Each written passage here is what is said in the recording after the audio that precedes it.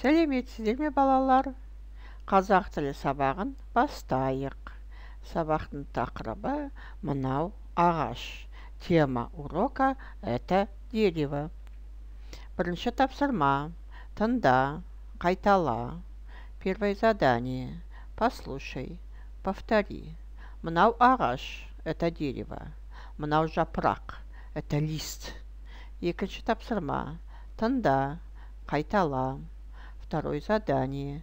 Послушай, повтори. Жасыл жапырақ, зеленый лист. Сары жапырақ, желтый лист.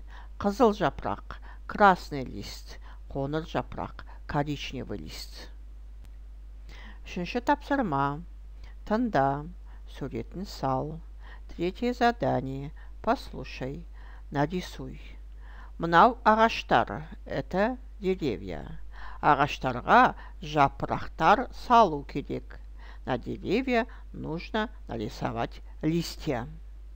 Төртінші тапсырма. Боя. Четвертое задание. Разукрась.